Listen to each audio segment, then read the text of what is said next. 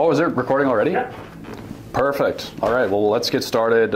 Will, I hear you're kind of like a marketing genius. Do you want to give the people like a quick TSN breakdown, maybe like a 30-second elevator pitch of like what you do and who you provide for? Yeah, I think my whole background of marketing comes from prior to real estate. I used to work in a marketing agency, so I've sold everything from cannabis to daycares. I've done everything in between, and then transitioning into real estate, taking that skill set is kind of what helped me and my business partner get a pretty good start. So I think, yeah, I do a lot of marketing for other realtors nowadays too. That's kind of my bread and butter, so I'm sure that's where that comes from, yeah. Yeah, Siam said to roast you a little bit because you don't do that many deals. What would you have to say to that? So in the beginning, it took me, I think, 3 months to get my first deal. Yeah. And then after that, I started to realize that I make a lot more money when I'm not doing deals. The reason being, when I focused on the marketing for my business partner, like in the first year, he did 37 deals. And then second year, 58. And it's because I focused so much on the lead generation, where I would say I scaled out of production in like 6 months, whereas some realtors take years or decades. So I'd say I'm proud about that. Oh, okay. Like I said that a little sarcastically because like I actually saw you on like the Edmonton Realtor like forum panel. Yeah. And so I actually knew a little bit about you before Siam and even like brought your name up and stuff. So yeah, I definitely didn't think you were like an amateur or anything like that. No, just giving a saucy reply, right? Yeah. So yeah, I guess that's like kind of an interesting thing. Siam told me to ask you about your come up story though, because apparently you just played like a lot of League of Legends and maybe weren't like as outgoing or anything like that. Yeah. When you're coming up, right? Yeah. I guess the come up would be like high school days was when I was in high school, I didn't really, like, I mean, I've always knew I liked business, but I just wasn't good at it. I think when I was in high school, at some point, yeah, I was playing League of Legends like 10 hours a day. My whole day would be go to school, skip the last period, go home, play League, and sleep and repeat. And then at some point I thought, why don't I start getting into like business and these other things, start dating, of course. Like I'd never had a girlfriend before. And then it kind of all tied together where like I started dating. I went into, I didn't go into school right away, but I think the come up started when I started to do drop shipping. That was probably the first like actual. Really? Yeah. Did you actually like make good money doing that, or? Well, yeah, I was really fortunate to have like a good mentor. So like I took $800 of my own money and I borrowed $400 from my mom, and I was like, Mom, I'm going to buy this drop shipping course. It's $1,200. Paid for it, and then 3 months in, I think it was around 3 months in, it was around April. That's when I got my first winning product, and it was a jade roller. So it was like those like skincare things. And in the first month, I did like 4,000 US in sales, and the margins were pretty good at that time. It was like 30%. So plus that's US dollars. Keeping in mind, I was working full time at Zara as a cashier. So all of a sudden making like 1,200, 1,500 US profit online, I was thinking, wow, this is my exit. So when I started to learn Facebook ads from that, that's what catapulted me into the real estate or into the marketing career, because I met a guy who got me a job that I worked for free at for a little while. But then I proved to myself to them that I would be an asset to the company. So they hired me, and then that's where the marketing career started. I just did everything. I did mortgage loans, car loans. I even had a gig with the CRA at one point, like a lot of weird marketing things. And then, yeah, years later, that's where the real estate popped up during COVID time. The whole company kind of we were getting acquired and COVID happened, and it was the perfect segue out of the agency space into real estate. Yeah, that's kind of like a weird thing. Like you had like a lot of success in the marketing space, eh? Yeah, and I think marketing is, like, as a teenager, having like one of the companies I started was like I did like an Instagram botting business where people would want to like grow their pages, and I had this like little JavaScript thing in the background with Python that would follow people that they liked, and then I would charge them $29 a month to use it. So I was always playing around with like tech and Instagram, and that's kind of where I started before real estate. So yeah, just always loved technology. Yeah, that's really cool. So So obviously, like, marketing is like your strong suit. What about like sales and stuff? Like, are you good at delivering like a really good listing presentation and kind of walking everybody through like the buying and selling process, or is that your partner's strength? His name's Cigar, right? Sagar, yeah. Sagar. Okay. Yeah. Sorry about that. All good. Yeah. So is that kind of like how you two work together? Like, you're kind of like bringing the leads in, and he's kind of like taking them and running away with it? Yeah, that was exactly how we started in the beginning. When I started real estate, I was terrible at sales. I did not know how to sell anything. Like, any experience I had from sales was just from being at Zara and just helping people pick like pants and stuff, right? And then doing real estate, you have to learn how to do a little bit of selling, like, showing houses and things like that. But in the beginning, it was all him. Like, he did all the sales. And then for me, the big thing that I learned was when I started my marketing company. That was when I actually had to learn how to do like selling over Zoom and listing presentations. Those things I've gotten pretty good at too. But yeah, I would definitely put the crown in his place and say, like, I learned a lot of sales from him. And still to this day, I'd say he's like, I can tell when people are good at sales and when they're not. And just like the day I met him, I knew like this guy could sell like water to a whale. Like, he's just so good at it. Ice to an Eskimo, that kind of Ice to an Eskimo, yeah. All that good stuff. Yeah. So like, all right, like, walk me through. So you said you had a marketing company before. Yeah. You weren't just like working for someone doing marketing and stuff? Oh. They're hungry? Oh, thank you. Oh, that's perfect. Yeah. A couple onion rings. Feel free to dig in if you want. Yeah, I know I'm going to. But yeah, so what was your marketing company? Was that like when you were marketing for the cannabis and marketing for the like all that random stuff, like car dealerships and stuff? Yeah. Auto loans? So that wasn't my company. That was my boss, Ryan. And I'd consider him a really good mentor because I learned a lot about business from him. That was the business that I worked for initially up front to show them that like I could do it. And then, yeah, he gave me the opportunity to be basically like the Facebook ads guy for the agency. And then it went pretty quick. Like, they weren't doing Facebook ads before, because this was back in 2018, 2019, where you could make social media posts and you would actually get clients from it. Because like, it was 2018, it was 2019. Yeah, it was a totally different world back then. Yeah. Nowadays, it's like if you got to do like super high-end content, it's got to be reels, it's got to be TikToks to the point. So back then it was working very well, but nobody was doing Facebook ads because nobody really knew. Like, people thought it was like a scam back then. So we started doing it all of a sudden for like mortgage people, realtors as well too. Yeah, even in 2019 when cannabis got legal, we were doing like a lot of different forms of advertising online through paid forms, and people were like, "Yeah, this is amazing." So they just kept going on it, and that's where it started. But yeah, to clarify, I didn't own the business, but I quickly grew my way through it and just started working with all the clients. Okay, yeah, I see. Yeah. How did you even meet this Ryan guy? And how, like, did you come up to him and you were like, "Bro, I'll work for you for free. Like, I just want to like prove to you that like I'm worth it," kind of thing? Yeah. So I was working at Zara and I was on the cashier, and then some guy comes up to me and starts talking about how, "Oh yeah, man, like this business is so great. Like the print shop industry is really great." And then I'm like, "Oh, we like print shops?" And he's like, "Yeah, we also have like a marketing company." Long story short, I ended up getting his business card and I reached out to him. He's like, "Hey, come check out the office." And like on a weekend, I go check it out. And then, yeah, I meet the owner, and then I just straight up made a proposal to him. I'm like, "Let me come in here. I'll do Facebook ads for your clients for free. And then after a month, let's just see like where this goes." And then eventually at some point I went for the hard pitch at the end. I'm like hire me, like start paying me so I can come in full time. And he's like, "Yeah, let's do it." Yeah. That's really cool. Yeah, it's like, I proved what I'm worth, now give me the cheddar, you know? Yeah, exactly. Because I didn't expect him to pay me, you know, because that would have been like my first actual job where I'm making more than just like minimum wage. So it was, yeah, that was a great part of the career. Good days. Yeah, and you got to kind of like use them as a guinea pig a little bit for your marketing experience. Totally. So yeah. Works both ways. Ironically, like I was at Zara making minimum wage and then spending that money to learn Facebook ads. So now all of a sudden I transitioned to a career where I could use other people's money to do Facebook ads and actually find success with it. So that was great. Yeah. You're kind of like the opposite of me because like my background, I started out in car sales. I did that. Okay.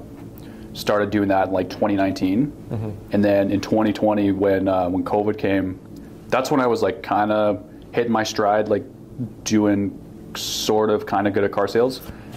And I hit a moment where I was like, okay, so like when I get them in front of me, like they'll buy cars. It's just a matter of like getting more people in front of me, you know what I mean? Yeah. And like when you're at a car dealership, like you're not really allowed to, well, I mean, like you can promote yourself, but you're just so limited as to what you can do compared to like being a realtor or like owning your own business, right? So what I did was I joined this like car sales Facebook group, and there was one dude there. He was like selling so many cars a month. Like the average car salesman might sell like 8 to 10 a month. That's kind of like the average. This dude was selling 30, so he was selling like 3 times as many. Wow. And I just reached out to him and I asked him like, how was he doing that?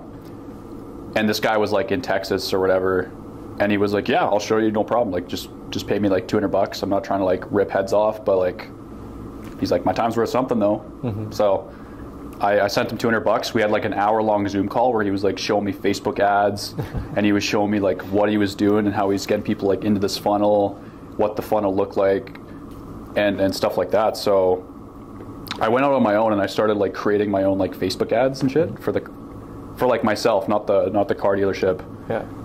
And then in that month I sold like 5 additional vehicles in addition to like the 8 to 10 that I was doing already, right? And then, yeah, just because of like how the dealership wanted like their own marketing to be done, like technically what I was doing like conflicted with it, and so they basically like tossed the idea. Well, like I could keep doing it, but under like certain constraints that would pretty much just make it like unmanageable, right? So that was kind of my first crack at Facebook ads in 2020. No, that's awesome. Like that's exactly like how to use it is. And that was actually one of our biggest industries. Like that's where I spent all the money that I really spent learning Facebook ads was in the auto loan industry. Because we were working with like Canada Drives, Go Auto, like a lot of these big people in the space all across Canada. And there's marketers, right? So there's like paid media specialists is what they're called. And they sit in a chair and like this is what I did. And then these companies would give us like big budgets, like $20,000, $50,000, $100,000 a month to spend on just Facebook ads. Yeah. And your goal is to get a lead for as low of a cost as possible. So if you can get a lead for $12, these middleman companies will take that $12 lead, run them through that funnel, and then sell it on the other side to dealerships for, say, $400, $500, $600 a piece. So as a paid media specialist, you can charge big bucks because you know that these middlemen, I mean, at the end of the day, like you know how much commission you make on selling a car, like from $12 into a car sale. Yeah, like there is so much mouths to feed with all that margin, right? So it was a fun industry because it was the first time I ever played like a big role in the finance space and saw like the amount of return on investment you can get from Facebook ads with like a proper funnel, turning something from $12 into an auto loan into a car sale, and then like the loan gets like the lender gets a piece, the car sales guy gets a piece, the dealership gets a piece, you get a piece, and you get to pick how much you charge until eventually they say no. So, yeah, that's really cool. So you took all that marketing knowledge and then transitioned to real estate. I know you said it was like over COVID or something. So like, why did you transition into real estate in the first place, I guess? Yeah, so the agency was doing well, but so well that we were getting acquired. Like we were in the midst of an acquisition. And like what I can say about it is that everything went sideways because of COVID.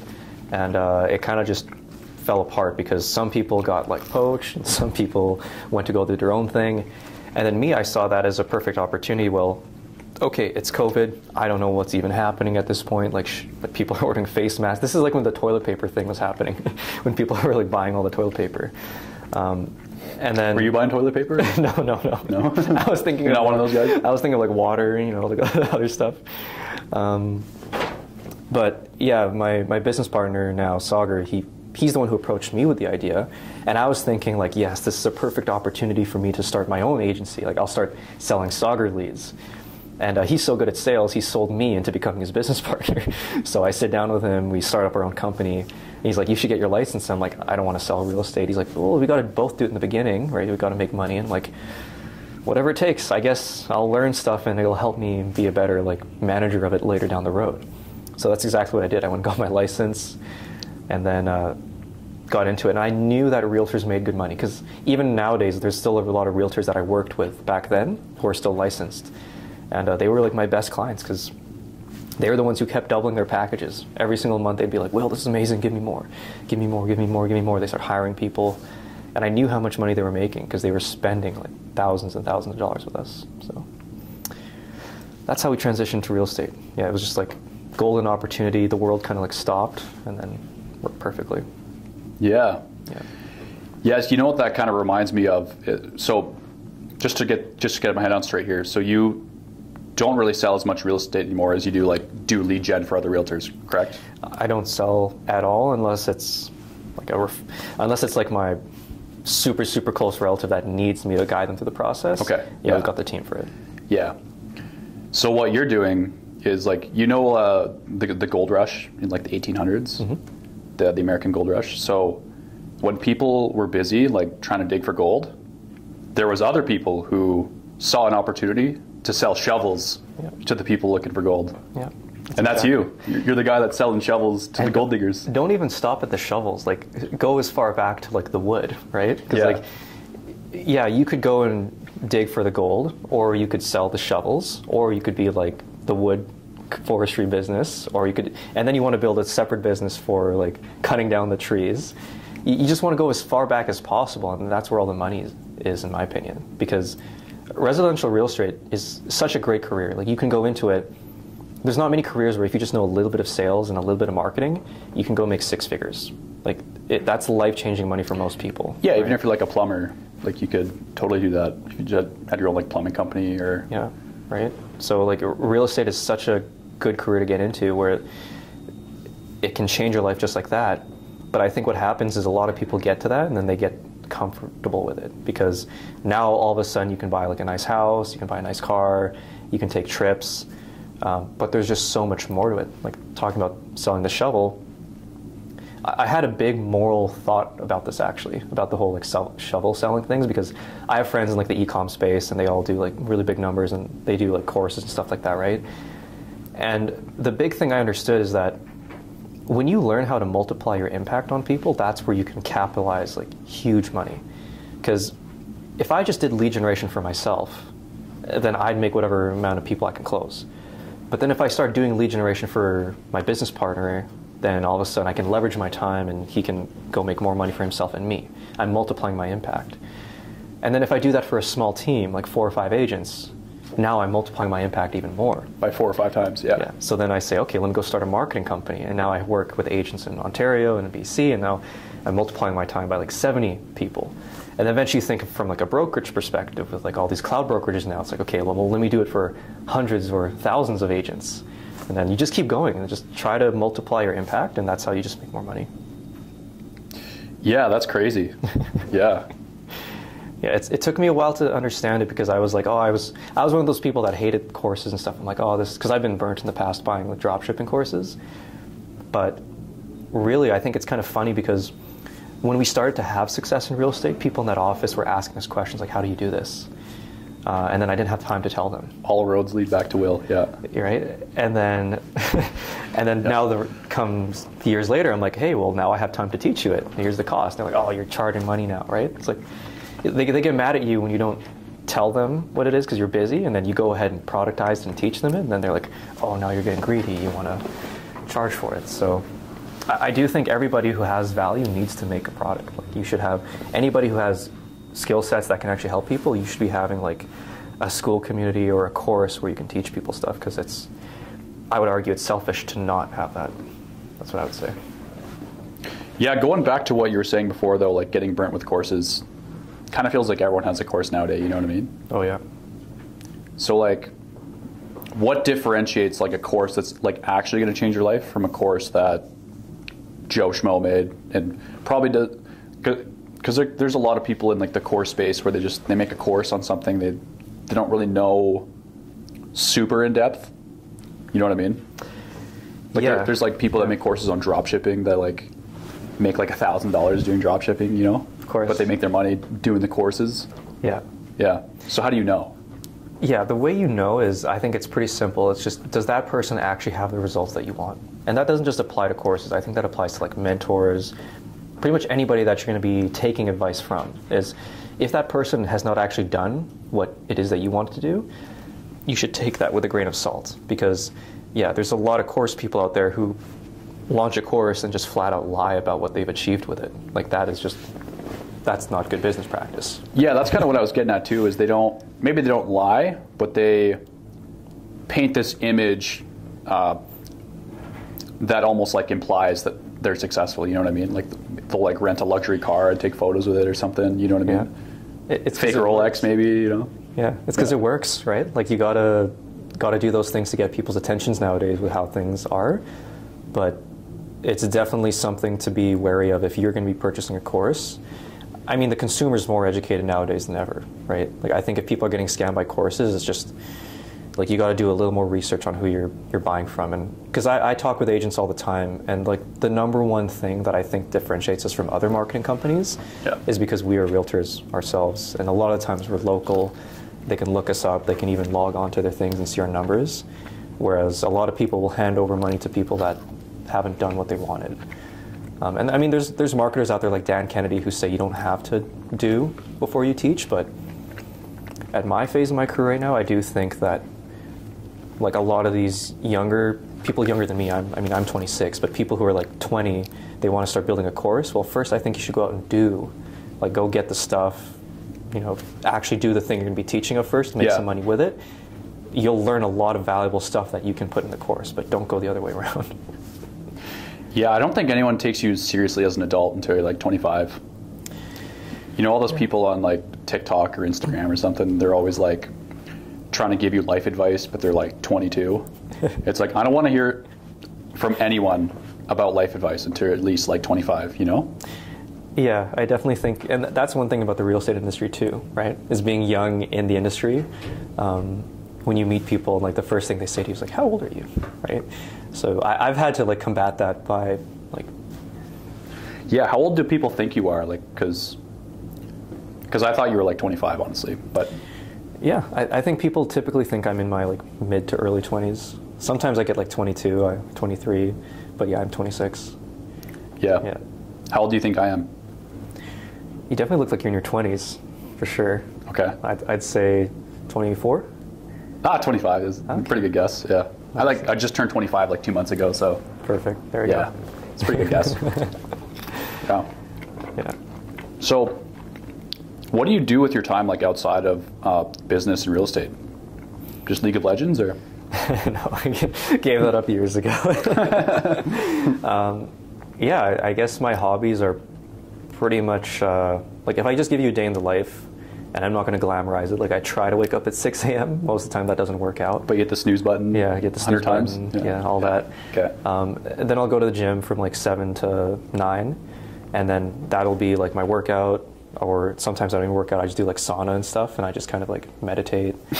I'm getting more like guru-y now here. That sounds like really like lazy. I don't know. Like I just go to the gym for the sauna. Yeah. Just have a chill like morning. Yeah, I love it, man. Like sauna helps so much with my sleep. But yeah, I do. I love the sauna too. Yeah, that's amazing. I should start doing it. But yeah, the 9 a.m. I'll do like a sales training call. So I have like with my marketing company, we have a sales team. So I'll talk with them through sales for like half an hour, an hour. 10 a.m. I'll do kind of like my own sales work for our marketing company, like catch up with people, see if there's anything that's on my task list to do. And then I just work throughout the day on like different things until 7, 8 p.m. That's kind of where I try to clock out. And then from 8 to 11, it's just as much quality time as I can spend with my girlfriend. So we go out and eat, we'll play games, we'll watch a movie. And then weekends is a lot more chill. Like weekends is just way less work, and then hobbies, I guess, honestly, so far the past few years, it's just been like watching stuff. I don't really like ski or anything. My hobbies would be like watches, cars, and sushi. That's pretty much what I like. Yeah, watches, cars, sushi. So you have a girlfriend now. Like, how long you been with her? 5 years now. Yeah. Oh damn! How'd you meet her in the first place? Like, just at Zara, or? Yeah, we actually used to work together at Zara. Oh, okay, yeah. Oh, that's a good guess. Yeah. I'm surprised you got that right away. Yeah, I literally didn't know. Yeah, so that's how we met. Yeah, it was Zara, and I'm pretty grateful because she definitely like understands the hustle a lot. I think that's pretty hard nowadays for most guys who want to focus a lot on their business. Like, are you single? Depends who you ask. By the time this comes out, it might not be the case. Okay. No, I'm just kidding. No, I'm a single man. Yeah, and like depending on, I'm not sure how much time you spend on work, but like if you do end up getting in like a grind mode, it's pretty hard to find a woman who can understand it. At least that's what I see with a lot of the guys I work with. Yeah, that is true. Sometimes like I just honestly, like I don't feel like I've made it yet either, and maybe that kind of like comes across too, where like we've been doing this for like almost 3 years now, and what we do is like real estate media, and I still think I have that like day one mentality sometimes, where we just have to like push through some stuff, and maybe just because like I don't think that I'm like that successful, and like I really don't, you know what I mean? Mm-hmm. Maybe that could be like a thing that like turns them off or something. I don't know. Yeah, like there's always a lot of mindset stuff, right? Like do you ever get imposter syndrome? Yeah. Okay. Wait. What exactly is imposter syndrome? I've heard that before, but it's like, correct me if I'm wrong, but it's like when you when someone like tells you you're successful or something, and you're like, no, not really. Is that kind of what it is? Pretty much, yeah. Like it typically happens to people when they start making money, or they get like a promotion, and all of a sudden they're starting to do things like, for example, you might be coaching somebody and like teaching them, right? And you're kind of sitting there like, wait, well, I'm teaching someone now? Like, what happened? I was just the one being taught. Yeah. And it's like a mindset identity shift of realizing that you are that person that you wanted to be before. Yeah, I do think I have that. I think my partner Drew has that too, a little bit. Because we went to this real estate photography conference in Vegas in November. Okay. And we kind of walked away from it just being like, whoa, like we're actually like doing pretty good compared to most. Mm. You know? So, yeah, I don't know. But yeah, like on the topic of like the whole like girl thing, yeah, they're diamond in the rough, you know? Yeah, it's hard to find. It's pretty common across the real estate industry, like with realtors, because because you're working with them all the time, I'm assuming, right, in your media company. Yeah. They are just driving around everywhere all day, every day. They got no time for anything. It's like there's a lot of divorces that happen. So yeah, you got to learn how to. And I mean, like this, we're kind of going past like business here, but like there's a part of life in realizing that although Canada can be an expensive place to live, it's important not to get in that mentality of just like work, sleep, because there's so much more to life, I think, than just making money, right? Yeah, the hours you work, like people online who are like, oh, I hustle like 14 hours a day or something. It's just a vanity metric. That just means you're like really bad at managing your time. Yeah. Don't know how to delegate. Yeah. I mean, like there's some days where I work like 12 hours like I did yesterday, but like that's not really like a common day, honestly. Yeah. I like really try to make use of like the time that I do have. Very like intentional with it. Yeah, that's important. Like a lot of realtors don't do that. They love to say like, yeah, I'll work all day for you, I'll do all this, but it's nothing to be glorified. And I think that's like a cultural aspect that realtors need to start thinking about their business as more of a business as opposed to just what I call the golden handcuffs, right? It's like, yeah, I make 200, 300, 400K a year, but like I don't see my kids, or I don't have anything besides my life other than work, right? And it comes from that part of not knowing how to manage time, not knowing how to delegate. Not really, a lot of people in real estate don't even realize that they're running a business. They just treat it like a job because that's all they're used to. Spinning a hamster wheel, right? Yeah. Yeah. And before you know it, it's 10 years, 20 years later, and it's like, wow, I made all that money, and like I have something to show for it, hopefully. Most realtors don't. Yeah. So, yeah. How did you meet Sagar in the first place? Or did I pronounce it right? Yeah, Sagar. You got it. Sagar. Okay, yeah. You're getting there. Yeah. Soon enough. Oh, man, I keep butchering these. It's all these like foreign names. You know what I mean? Yeah. Anyways, I keep butchering their names. But like, how did you meet him in the first place? Because you said that he came and he pitched you on being business partners. But like, before that step, like, how did you meet him? Was it also at Zara? You're gonna laugh. Yeah, it was also at Zara. Oh, actually? Yes. What the hell? So he was also a cashier, and the reason why I knew he was good at sales is because whenever there was like a cute girl that would come up and like purchase something, he would be just like chatting her up and like holding back the line, and I'd be the guy like rushing and getting all the other people through, and I'd be like, bro, like, come on, like, I get what you're doing, but like, make it happen, like, move on, right? So I knew he was good at sales because I worked alongside him and literally saw him like talk to people all day. He just knew how to like open somebody up and build that connection with them right off the bat. Just treat them like you know them already. And like, I think that's a big part of what we teach in our real estate sales too, is like the introduction, the connection phase. That's how I met him, is ironically through Zara as well too. You're gonna like, no, Zara's just where you meet everyone. Yeah, no sponsor intended, right? Yeah, we'll have to like bleep out Zara in the post production. No ads. Yeah, You know what I mean? all the drinks and everything too. Yeah. Okay, I had another like interesting question, but I lost my train of thought. No worries. It's been like a reoccurring theme today, where I think next time I do this, I'm gonna have like a pen and paper so I can like jot them down before they like leave. So, yeah, actually, you know what? I remember what I was gonna say now, and it was talking on the phone with someone like you know them, even if you don't. Huge thing, because I remember when I was making cold calls at the car dealership, there was this this lady that was training me, and she was like telling me how to make these cold calls and stuff. And obviously, like the first like 2 to 3 seconds, huge, right? So the rookie way, it sounds like, is, hey, is Will there? What's the first thing you think of when you say that? It's like, I don't know this guy. But when you pick up the phone and I'm like, hey, Will? You're like, this guy sounds like he knows me. Mm-hmm. You know what I mean? Yeah. Yeah. Yeah, because like a big part of like what we teach to realtors too is the most standard like templated cold call you'll hear realtors do to, and not even cold calls, sometimes it's actually people going on your website.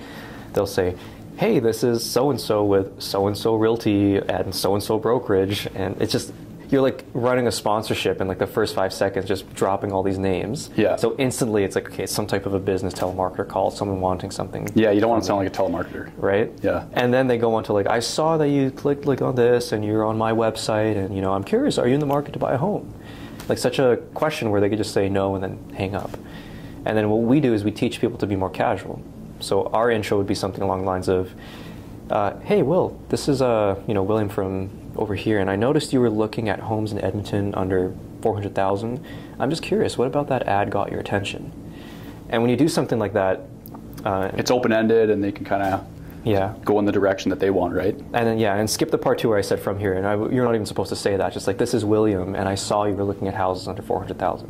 Just like skip all that businessy stuff, go straight to the meat and potatoes, and then you'd be surprised. Just being different from everybody else is going to get you a much, much better response, because 99% of the agents are just following some script that they found on Google. Is that actually true? Like, do they actually sound like robots? Like, would I sound better on the phone than a realtor?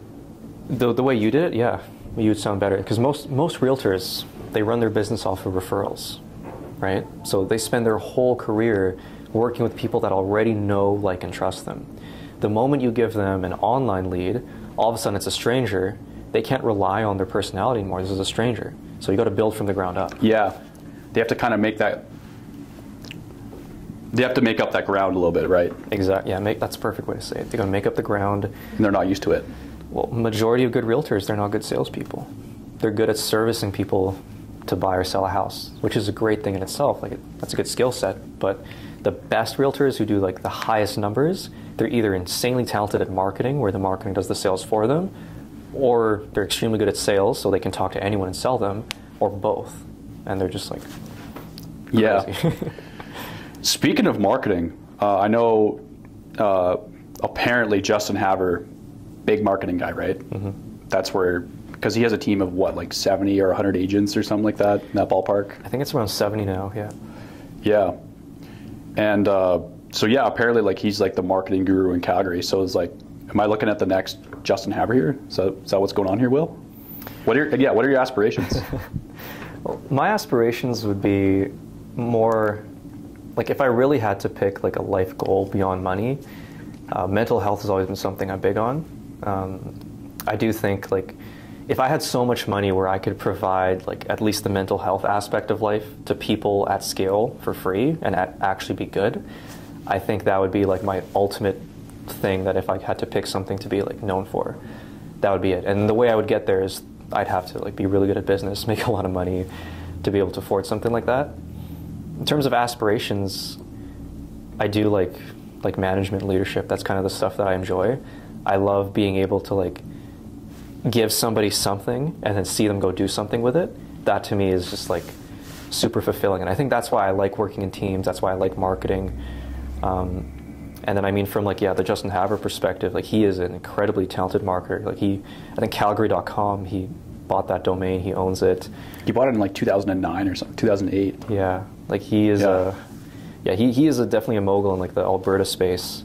But he's going like really big on the team route, and he just did that shift to EXP, and I think there's a lot of exciting stuff going on in the real estate industry with marketing specifically and all these cloud brokerages.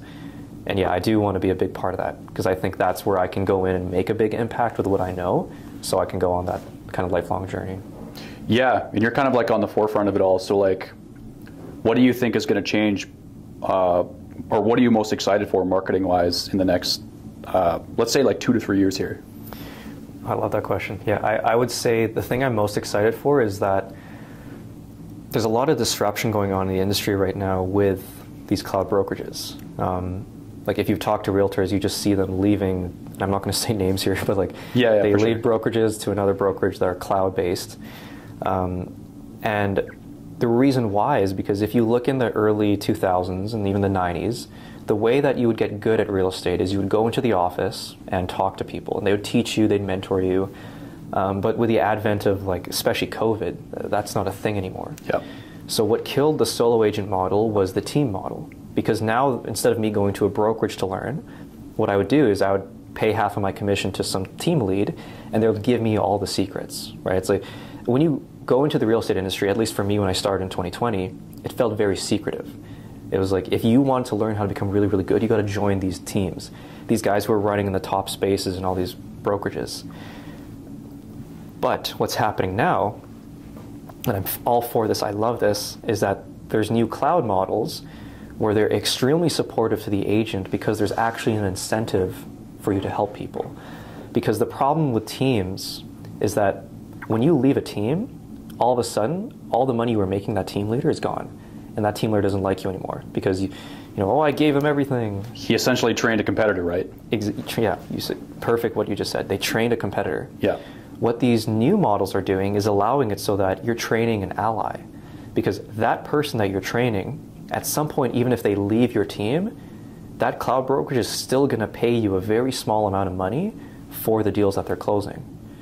So if you can start a new type of team where you're not taking splits anymore, you're not taking 50%, you're not taking all these high percentages from them, and you're giving them all this value, what you're doing is you're decompartmentalizing the team model and making it redundant. Because why on earth would I join a team and give them half of my commission when I could join this other brokerage that's cloud-based? All the knowledge and support and training is there for free, and I don't pay a split. And that's kind of what's happening in the industry. That's why you see these realtors leaving teams. They're leaving, and like side note, like off camera, there was that call, and I'm not going to say his name, but with that person you're with, this exact same thing, I know him, where he left a team to go to another brokerage where it's the exact same thing, because it's just a business case. Why would I give up half of my money when I could go to this other brokerage and all of a sudden they're giving me money? Yeah. So I'm very, very excited to see how that changes the industry, because it's going to be a huge redistribution of wealth and talent as well. And it's going to knock out a lot of the people who've been keeping things behind closed doors, because now all of a sudden their secrets are out there. And there's no, you got to learn how to be more valuable in the marketplace if you want to build an organization. Yeah, 100%. Yeah. I love to play devil's advocate. I love to poke holes in things. That's kind of what I'm known for in my friend group. So I have talked to some other realtors where they say, for example, like they join an EXP team, or they join a real team, or like a cloud brokerage team, right? And they're on someone's downline, right? Mm-hmm. So some people are a little bit short-sighted about the whole like recruiting thing, because they'll sell them a bill of goods. They'll be like, the training is sick. We have so many leads. The culture is great. Everyone loves each other. We have parties all the time. Like whatever like the pitch is, right? Mm-hmm. Then they go from like the traditional model to like the new model, join this team, and none of that's true. Yeah. And then the person at the top just thinks, oh, now I have like 10 people in my downline and they'll just do all the selling and I'll make a residual and I don't have to pour any time and energy into them. Yeah. Right? So that almost like kind of gives it a bad name, because like there's a lot of like upside to the model, but there's a lot of downside to that model too. Like what are your thoughts on that? I agree completely. That's why when we started in real estate, we didn't join any of the cloud models, because my perception of them was the negative one, where it was, I've heard those horror stories too. And I think through time I've realized that with the advent of a new model like that, it's prone to be basically abused in that way. I think there are going to be, and continually will be as time goes on, people who get into a situation like that because they pick the wrong person. That being said, like, I mean, we even have case studies of it already where people come into our organization and all of a sudden they can instantly start getting like so busy that they need to hire an assistant. The challenge is it's going to take time for realtors especially to get educated and realize that who you join with is extremely important.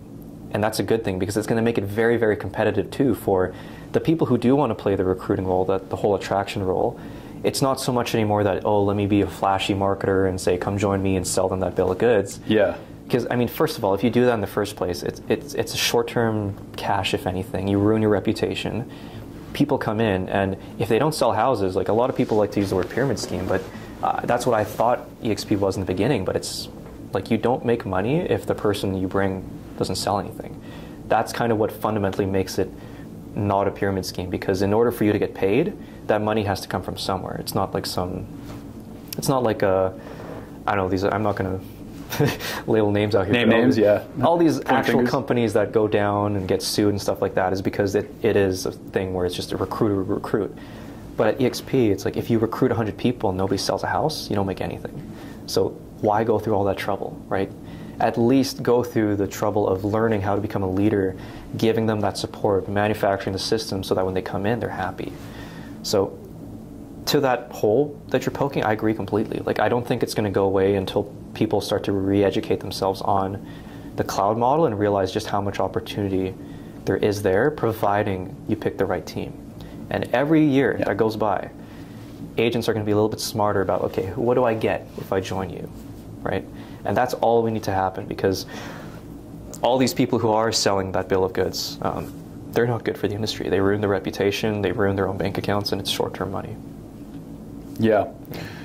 I'm assuming that part of the appeal to you as someone who like runs ads for other agents is that you can recruit them, put them on your downline and on your team, and then if at any point they don't need your leads anymore, you still kind of have them tagged, and you basically just get like a lifetime residual off them, right? So I think I kind of already know the answer to this, but like when people, I feel like if an EXP agent is recruiting and they're young, kind of like you, right?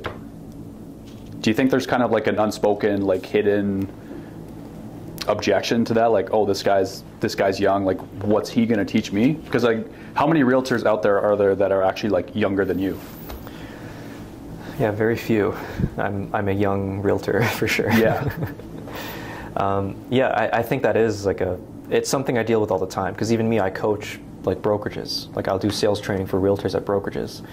And not too long ago, I'm in a room with 82 agents. I'm the youngest person in there. People are like double or triple my age.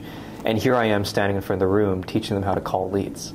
So like, talk about imposter syndrome, right? Like Yeah.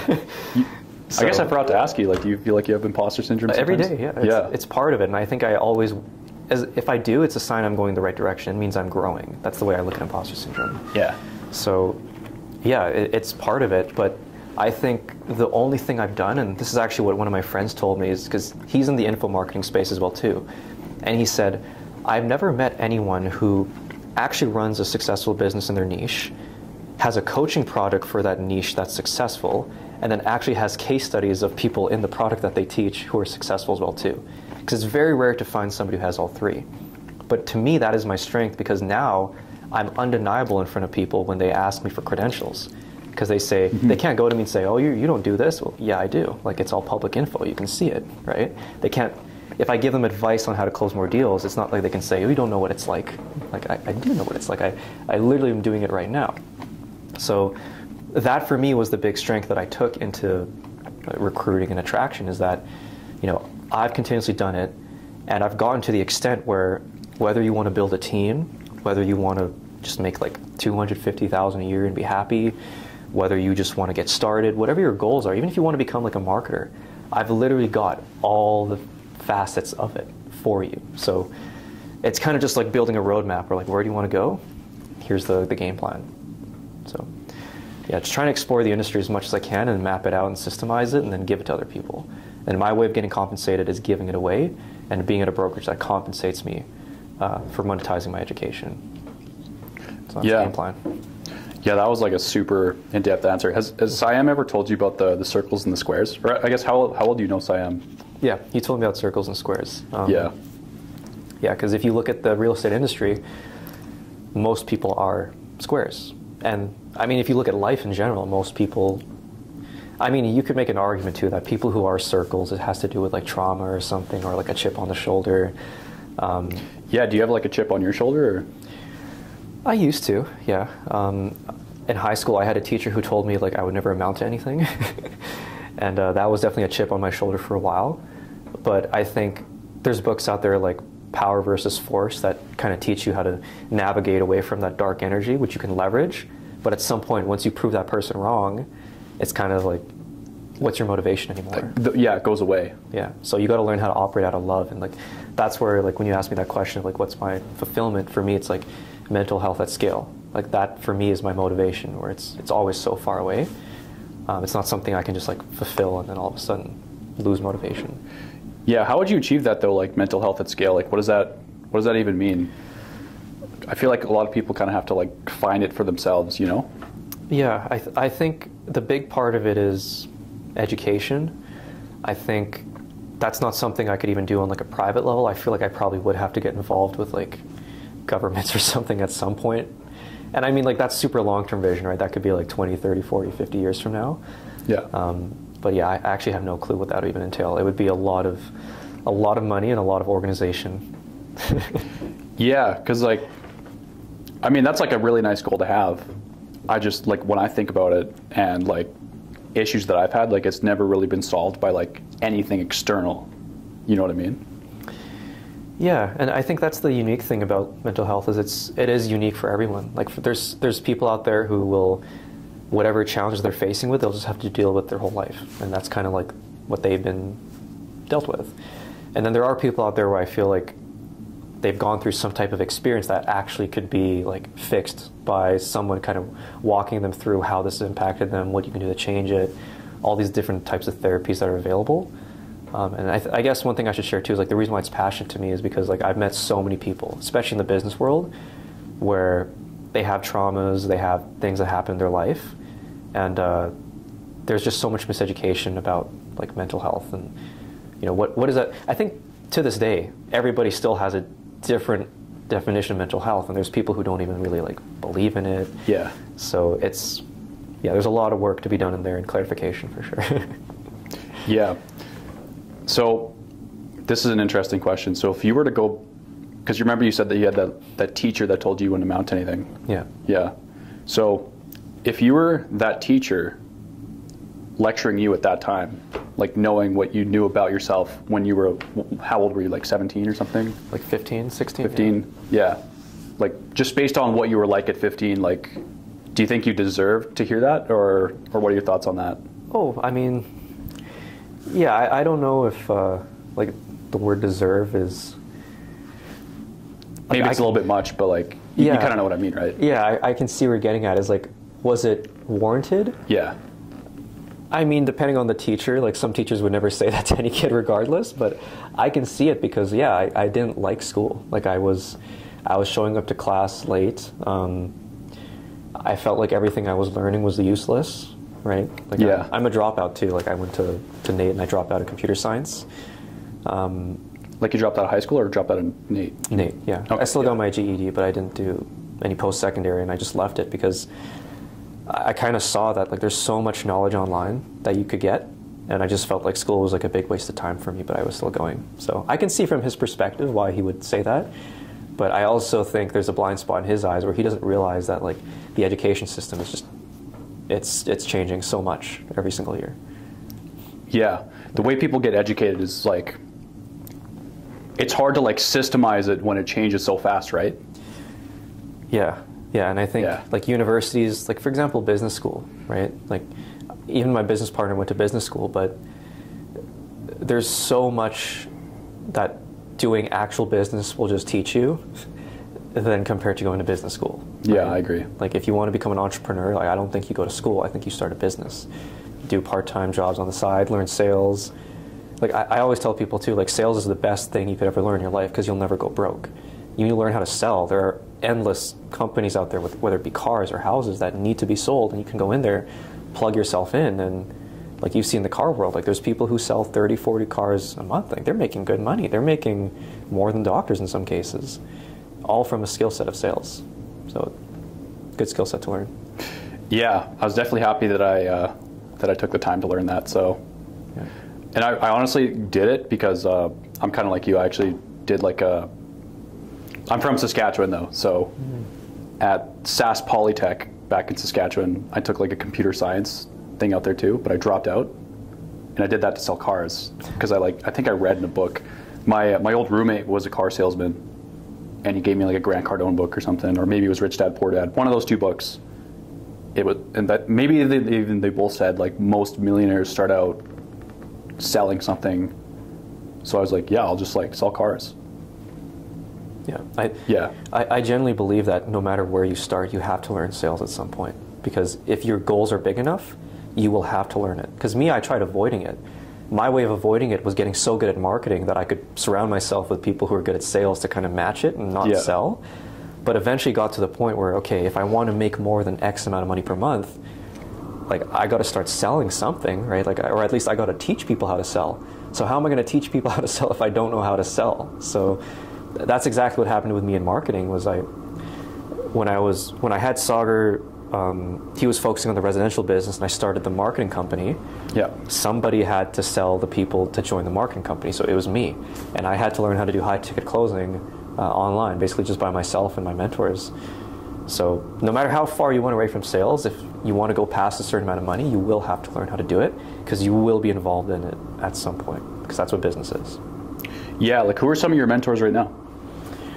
The biggest mentor I'd say right now is probably, and we don't really even, like I paid into his course, but I'm not into like his high ticket course. Like mastermind or whatever? Yeah, I'm not into like his mastermind, but I really, really love Jeremy Haynes' content. He's a marketing guy out of Florida, and he runs his own marketing agency out there.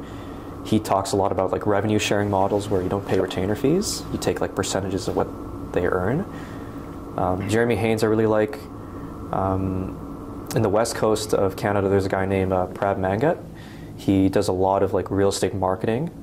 That's one mastermind that I'm actually in, and I really, really enjoy kind of like the blueprint he's been giving. And besides that, probably, I don't know, I wouldn't give any more names because these are just people I follow on Instagram, but these are actually guys that I talk to. Yeah, like you go back and forth with, yeah.